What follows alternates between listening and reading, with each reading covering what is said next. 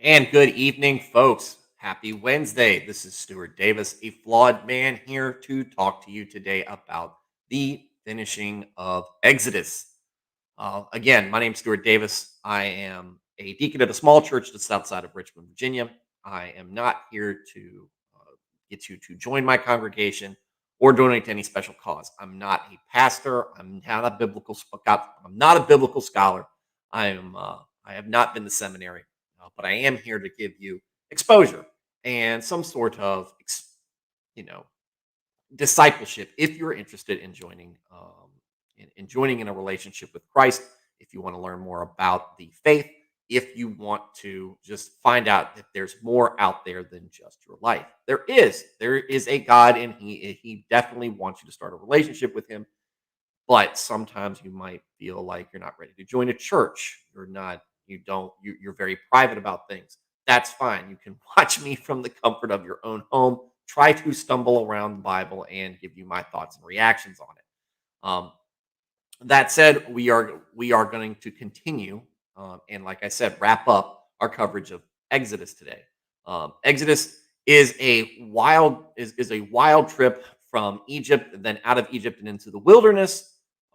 Some pretty spectacular things happen in Exodus, but the way Exodus is wrapping up, and it will continue until its conclusion, is kind of anticlimactic. It's very instructional. It's very much a primer for what the book that we're getting ready to start, which is Leviticus, which almost makes me feel like Moses should have just started this last half as Leviticus. Leviticus is a dry book. There is no getting around it. There is some definite it is definitely a book of rules. I mean, that's why they call it Leviticus. We'll get into that more as you are. Sorry about that. As we get more into that book, but remember what we've just figured out and what we've just established is that the Levites, part of the Israelite tribes, the Levites are going to be the God's assigned priests. What are they going to be there for? To kind of basically do the job that priests do, and that is to keep the law, especially so when we talked about Leviticus, where it's very much focused on the law. And like I said, it's like reading an ancient legal document. Um, and so you guys are going to try to hang on. I'm going to try to spice it up as much as I can. And I mean, and there are some things that are going to be worthwhile discussions because again, Leviticus might be dry, but that also means it's very important in many ways. And one of the many ways is it's reviewing the law that it's reviewing the law. I'm being a boomer right now.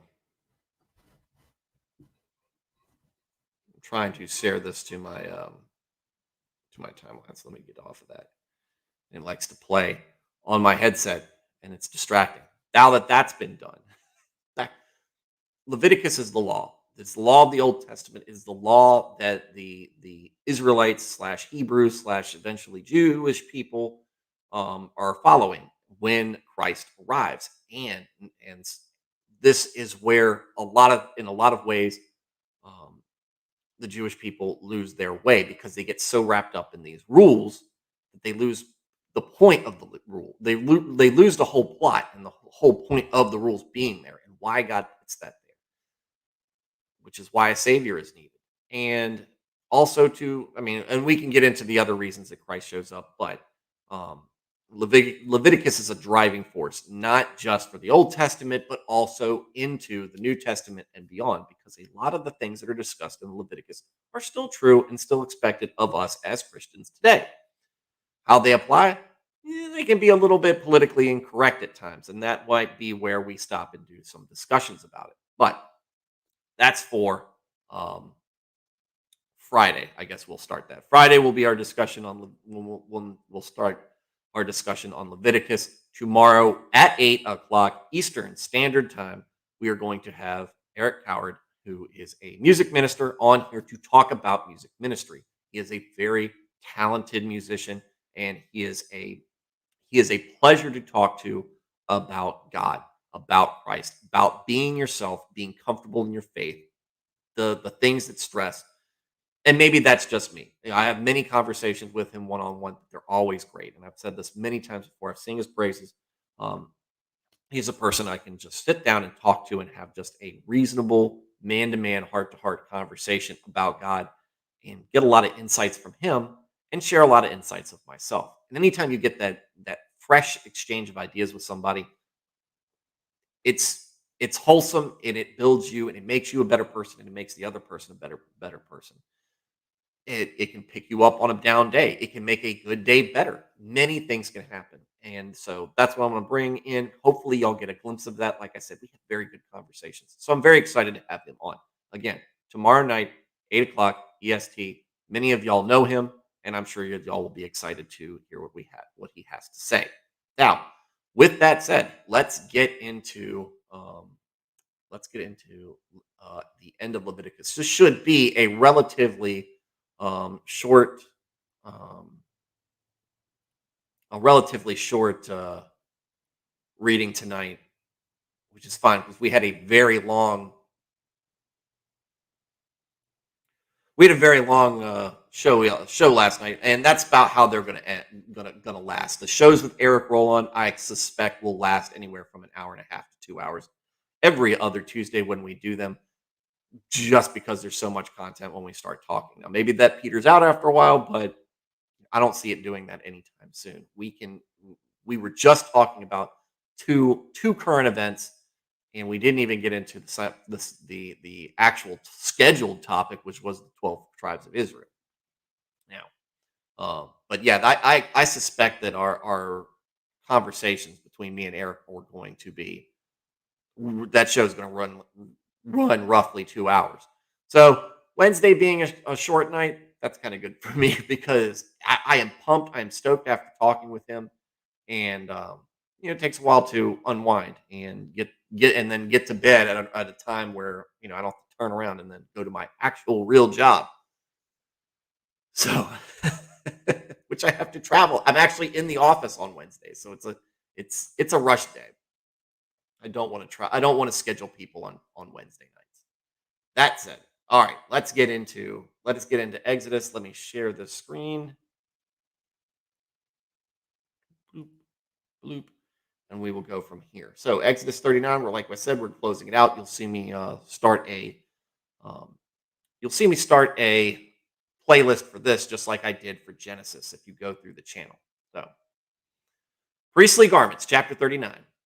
From the blue, purple, and scarlet yarn, they made woven garments for ministering in the sanctuary. They also made sacred garments for Aaron, as the Lord commanded Moses. Jim, I see you right there. Just a suggestion. My favorite book of the Bible is Job. I find him very relatable. Not that I've been through anything like him. His reaction to bad times seemed very authentic, and his desire for a savior foreshadowed Jesus. Jim, I couldn't agree with you more on that, and I can't wait to get to Job specifically because that is also my favorite book of the Old Testament. It is, and it's kind of a standalone book too. There's not really a whole lot of context to Job. It's it's just kind of this book that just sits in there, and Job goes through a lot. He goes through a lot, and his reactions, the reactions from his friends, are very much to me. Job is Job is he's very authentic, but you look at Job and what goes on with him, and you're like, I don't know if I could deal with that. I don't know how I could withstand that. And he does. I mean, he is a man apart, and he isolates himself. He does not know what to do the way he reacts, and his friends take pity on him and they talk to him, and then you kind of get the different points of view from them, and it's kind of like what you see from other people when some of the a little bit of good, but and a little bit of bad for when people try to help you.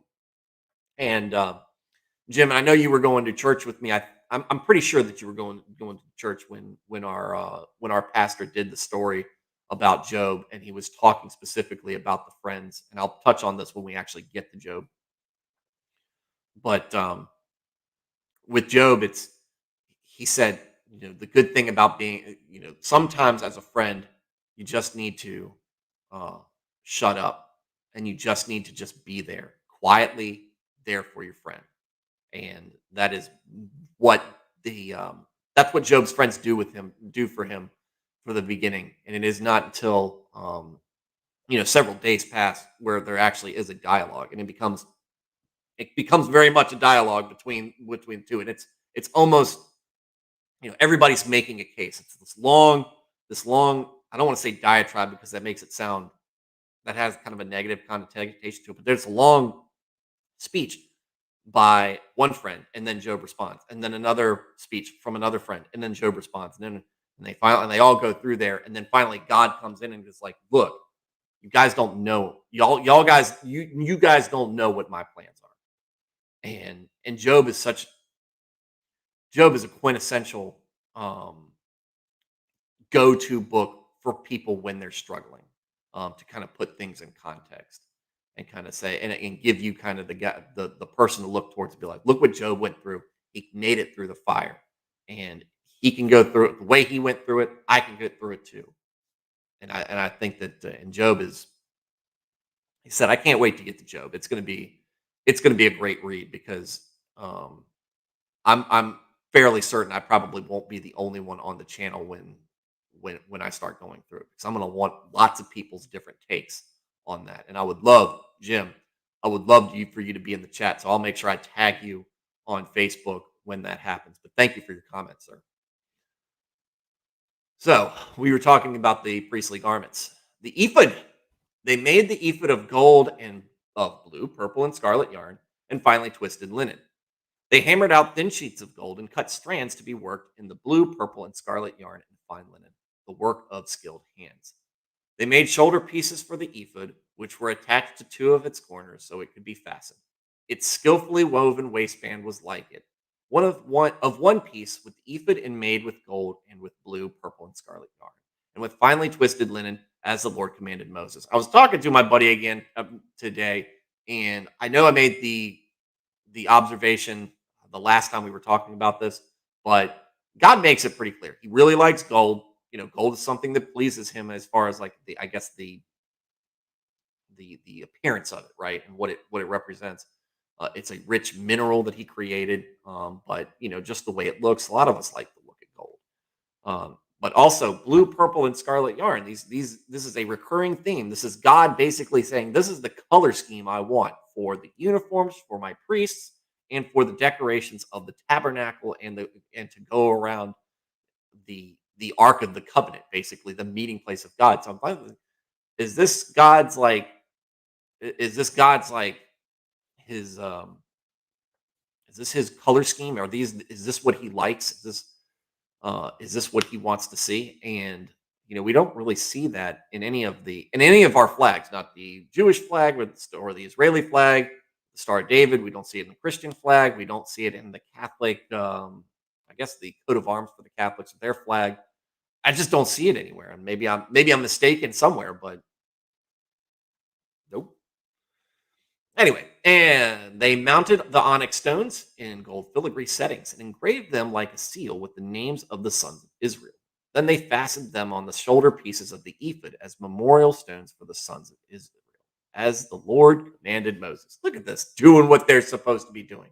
You know, it's there's not a lot of drama involved when they're doing it, and it doesn't make for much story or much narrative, as far as extra commentary. But isn't it so nice when they just do what God's asked, even if it's just something as simple as building what He wants you to build, like Noah in the ark? The breastplate piece, the breastpiece, the breast piece. They fashioned the breast piece, the work of a skilled craftsman. They made it like the ephod, of gold and of blue, purple, and scarlet yarn, and of finely twisted linen. It was square, a span long and a span wide, and folded double. Then they mounted 4 rows of precious stones on it. The first row was carnelian, chrysolite, and beryl. The second row was turquoise, lapis, lazuli, and emerald. The third row was jacinth, agate, and amethyst. The fourth row was topaz, onyx, and jasper. They were mounted in gold filigree settings. There were 12 stones, one for each of the names of the sons of Israel, each engraved like a seal with the name of one of the 12 tribes. For the breastpiece, they made braided chains of pure gold, like a rope. They made 2 gold filigree settings and 2 gold rings, and fastened the rings to 2 of the corners of the breastpiece. They fastened the 2 gold chains to the rings at the corners of the breastpiece, and the other ends of the chains to be the 2 settings, attaching them to the shoulder pieces of the ephod at the front. They made 2 gold rings and attached them to the other 2 corners of the breastpiece and on the inside edge next to the ephod. Then they made 2 more gold rings and attached them to the bottom of the shoulder pieces on the front of the ephod, close to the seam just above the waistband of the ephod. They tied the rings of the breastpiece to the rings of the ephod with the blue cord, connecting it to the waistband so that the breastpiece would not swing out from the ephod, as the Lord commanded Moses. Hopefully, you seamstresses are following this and able to picture this in your head because I am completely lost. Like I can see, so I imagine a gold breastpiece, and it's got jewels on it, and then I'm just reading these gold rings, and it's just I would have to see it. I'd be interested in seeing what it looked like. Maybe I can pull that up at some time. I'm not going to do it right now. I'm just trying to finish up Exodus. Other priestly garments. They made the robe of the ephod entirely of blue cloth, the work of a weaver, with an opening in the center of the robe like the opening of a collar, and a band around this opening so that it would not tear. They made pomegranates of blue, purple, and scarlet yarn, and finely twisted linen around the hem of the robe, because of course they did. And they made bells of pure gold and attached them around the hem of between the pomegranates. The bells and pomegranates alternated around the hem of the robe to be worn for ministering, as the Lord commanded Moses. Thank you for continuing to do what you're told. For Aaron and his sons, they made tunics of fine linen, the work of a weaver, and the turban of fine linen, the linen caps, and the undergarments of finely twisted linen. The sash was made of finely twisted linen in blue, purple, and scarlet yarn, the work of an embroiderer, as the Lord commanded Moses. Does that mean Sikhs are appropriating Israeli culture? This, wearing the turbans? They made the plate, the sacred emblem, out of pure gold and engraved on it, like an inscription on a seal, holy to the Lord. They fastened a blue cord to it to attach to they fastened a blue cord to it to attach it to the turban, as the Lord commanded Moses. Again, check mark. Good job. Doing what you look, you baby steps. If you want to get the Israelites to do, or anybody really for that matter, you need if they're way beyond um if they're way beyond what they need, just the ability to behave and follow the instruction. It helps when you start with easy things. Get them working with their hands. Get their minds on something creative and like, look, build this for me. Build this for me. It's very important. If you don't do it this way, bad things will happen. Moses inspects the tabernacle. So all the work on the tabernacle, the tent of meeting, was completed. The Israelites did everything just as the Lord commanded Moses. All right, we're going to highlight this. We're going to highlight this. This is a time to pause. The Israelites did everything just as the Lord commanded Moses. You are not going to hear that a lot. You haven't heard it a lot before now. You're not going to hear it a lot after that. It will happen from time to time. Then they brought the tabernacle to Moses, the tent and all of its furnishings, its clasps, frames, crossbars, posts, and bases, the covering of ram skins dyed red, and the covering of another durable leather, and the shielding curtain. The Ark of the Covenant law with its poles and the atonement cover, the table with all of its articles, and the bread of the presence, the pure gold lampstand with its rows and lamps and all its accessories, and the olive oil for the light, the gold altar, the anointing oil, the fragrant incense, and the curtain for the entrance to the tent, the bronze altar with its bronze grating, its poles and all its utensils, the basin with its stand, the curtains of the courtyard with its posts and bases, and the curtain for the entrance to the courtyard, the ropes and tent pegs for the courtyard, all the furnishings for the tabernacle, the tent of meeting, and the woven garments worn for ministering in the sanctuary, both the sacred garments for the Aaron the priest and the garments for his sons when serving as priests. The Israelites had done all the work just as the Lord had commanded Moses. Moses inspected the work, and they saw that they had done it just as the Lord had commanded. So Moses blessed them. I'm gonna put the clapping Shia LaBeouf gif in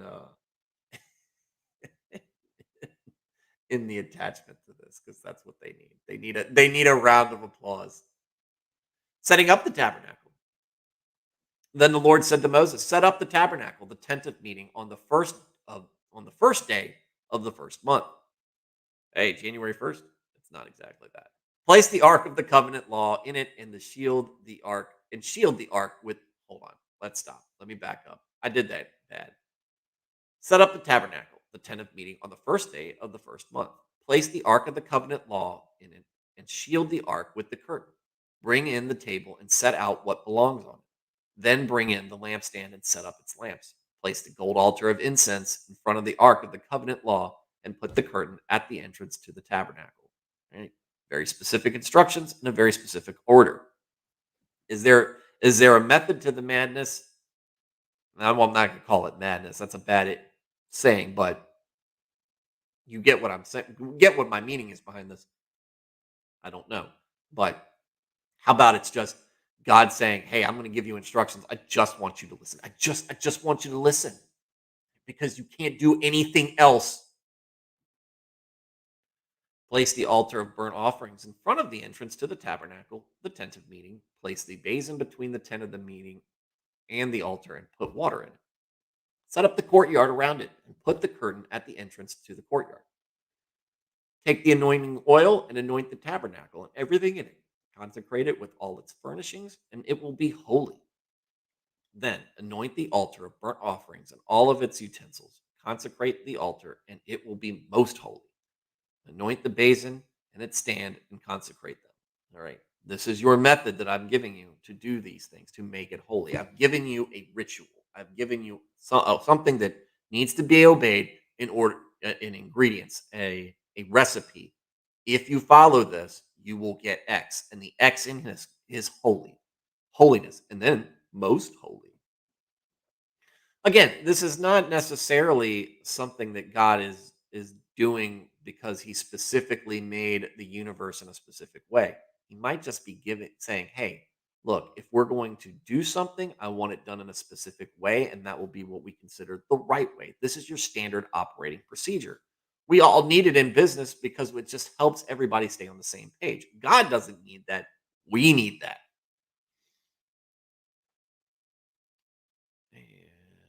And bring Aaron and his sons to the entrance of the tent of meeting and wash them with water. Then dress Aaron in the sacred garments, anoint him and consecrate him so that he may serve as me as priest. Bring his sons and dress them in tunics. Anoint them just as you anointed their father, so that they may serve me as priests. Their anointing will be to a priesthood that will continue throughout their generations. Moses did everything just as the Lord commanded him. I don't wonder what that first meeting with Aaron made when with God and he talked to them. And God goes, "Aaron, what were you doing down there at the base of Mount Sinai while Moses and I were hanging out the first time?" Awkward. So the tabernacle was set up on the first day of the first month in the second year. When Moses set up the tabernacle, he put the bases in place, erected the frames, inserted the crossbars, and set up the posts. Then he spread the tent over the tabernacle and put the covering over the tent as the Lord commanded him. He took the tablets of the covenant law and placed them in the ark, attached the poles to the ark, and put the atonement cover over it. Then he brought the ark into the tabernacle and hung the shielding curtain and shielded the ark of the covenant law as the Lord commanded him. Love that. As the Lord commanded. It's as the Lord commanded. And look, this is part of me because I can't do things a lot of times the way God wants me to do them. I know I do it wrong, but it's so refreshing to see somebody doing something the way that God asks them to do it. And even if it's just something as simple as this. He took the tablets of the covenant law and placed them in the ark, attached the poles to the ark, and put the atonement cover over it. Then he brought the ark into the tabernacle and hung the shielding curtain and shielded the ark of the covenant law as the Lord commanded him. Moses placed the table in the tent of meeting on the north side of the tabernacle outside the curtain and set out the bread on it before the Lord as the Lord commanded him. He placed the lampstand in the tent of meeting opposite the table on the south side of the tabernacle and set up the lamps before the Lord as the Lord commanded him. Moses placed the gold altar in the tent of meeting in front of the curtain and burned fragrant incense on it, as the Lord commanded him. This is so great. This is wholesome, folks. This is so wholesome. Then he put up the curtain at the entrance to the tabernacle. He set the altar of burnt offerings near the entrance to the tabernacle, the tent of meeting, and offered on it burnt offerings and grain offerings, as the Lord commanded him. He placed a basin between the tent of meeting and the altar and put water in it for washing. And Moses and Aaron and his sons used it to wash their hands and feet. They washed whenever they entered the tent of meeting or approached the altar, as the Lord commanded Moses. Then Moses set up the courtyard around the tabernacle and altar and put up the curtain at the entrance to the courtyard. And so Moses finished the work. As the Lord, and I don't, he didn't say it, but of course, as the Lord commanded. The glory of the Lord. This is our last passage this evening, or last verses this evening. Then the cloud covered the tent of meeting, and the glory of the Lord filled the tabernacle. Moses could not enter the tent of meeting because the cloud had settled on it, and the glory of the Lord filled the tabernacle. In all the travels of the Israelites, whenever the cloud lifted from the tabernacle, from above the tabernacle, they would set out. But if the cloud did not lift, they did not set out until the day it lifted. So the cloud of the Lord was over the tabernacle by day, and fire was in the cloud by night, in the sight of all the Israelites during all their travels, as he's with them. All right, just FYI, I know that God said he was worried about killing them if he traveled with them. He's not going to. He's not going to. He could. He might. And he probably will. That's me quoting It's Always Sunny. And no, that does not happen. He does guide them, and they are going to do whatever they can to try to please him and try to tick him off. We will see how that happens. But first, we got to get through Leviticus. Got to get through Leviticus, which is coming Friday night. That's how you want to spend. I know that's how y'all want to spend y'all Friday evening.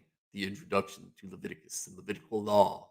But as Eric Roland said yesterday, he has got some thoughts on Leviticus. So I am hopeful that he will be partaking in some of this and helping us break up some of the dryness of Leviticus. Like I said, I've done a Bible read through.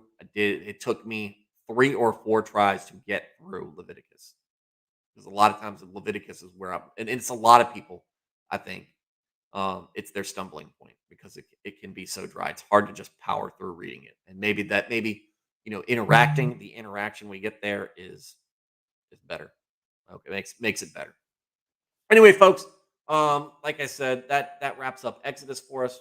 And what did we learn with Exodus? We learned that God fulfills what he tells Abraham, Isaac, Jacob, Joseph, and 400 years, um, 400 years in captivity by the Egyptians.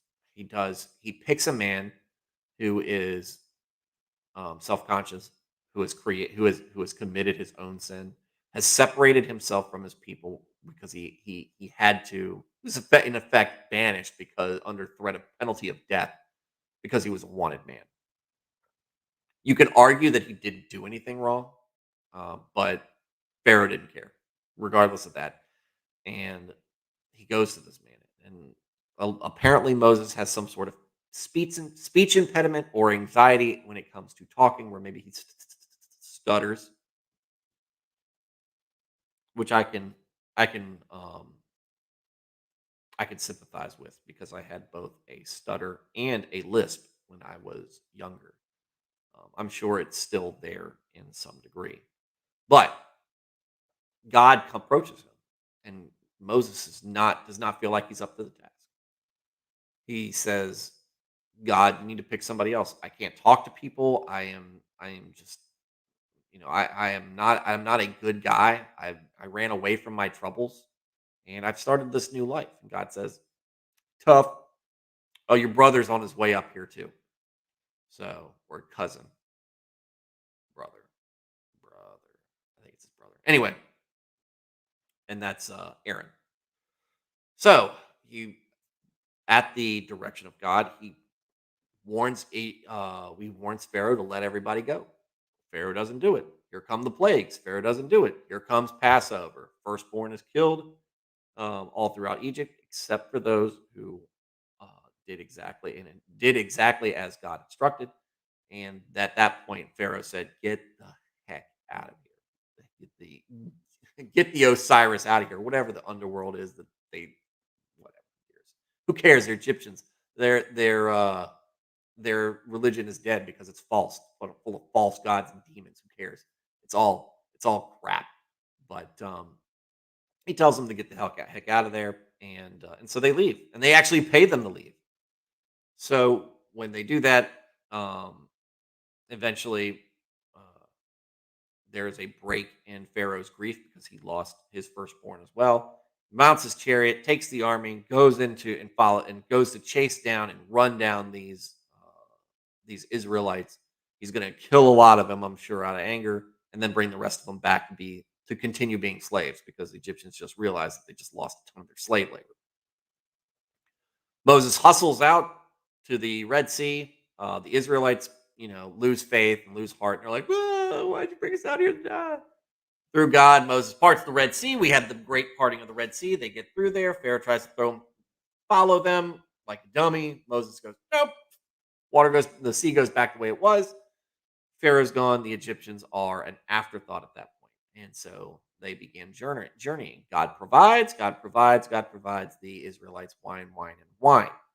So God meets with Moses on Mount Sinai. And while they're meeting up there, they create the Ten Commandments. And God basically lays out the whole plan, and they have just this communion together. Meanwhile, down at the base of the mountain, everybody's losing their absolute minds. And it is what it is at that point, folks. God knows what's going on. He tells Moses, kind of that he's irritated. He's getting ready to wipe him off the face of the planet, wipe him out of the history books. Moses said, "No, it shouldn't be that bad. Let me go down and handle it." He goes down there, finds out it is bad, breaks the Ten Commandments, kills 3,000 Israelites, and says, "For the rest of you, millions of Israelites, I'm going to go up and take responsibility for this." Goes up. They try this all over again, and so now they have a new Ten Commandments, a new covenant with God, and now God has said, "Look, you build me the Ark of the Covenant," and that's where we are. That's where we are. But there's not all the rules. There's more rules. There's more rules, and they're coming Friday night. In the meantime, guys, if you like what you're listening to, if you like what I have to say, if you like some of the other content on there, here, please do me a favor: like, subscribe, and share. Comment. Do what Jim Wiseman did. Give me a shout out. It doesn't even have to be related to what we're writing about. It just make it godly or make it something. If you write about the Reds or the Fighting Irish or even the Jersey Devils, some sports team I like, I'll comment on it. I will. But we're going to get through what I said. We're going to get through this Jesus stuff. We're going to get through this God stuff, though, as we're talking about it. But do it. Comment. Share this with your friends. Share this with anybody that you think might be needing to hear it at the time. That's going to help me get exposure. That's going to help me reach more people. And that's probably, maybe, possibly a good thing. Anyway, folks, but it'll help. I'm going to keep doing this regardless. But it would be nice if I'm going to do this, that more people would see. And look, I've got things I got to work on. I got to get a logo up. I got to teach myself how to do thumbnails on here. Got to do things that are going to help me better help my own case as far as marketing this and getting this more out there, getting the word out there. That's our goal. I'm working on guests too. One guest, that big one. I gotta get on the phone with them, and we gotta schedule out a time. And I'm gonna tell them, it's like, we're gonna really need you as I go through this book, at least at some point, to break things up. And so, and my topic on that is going to be not specifically because of Leviticus, but it's pretty convenient timing. But it's going to be surrounding humor. Anyway, we'll talk about that later. In the meantime, follow me on Twitter or Facebook or YouTube, Flawed Man of God, on all of them. Hit me a line, send me something, talk to me. Don't care. Just do some outreach. Most of y'all are friends with me anyway. least at this point. In the meantime, folks, be safe. Godspeed. God bless. Good night.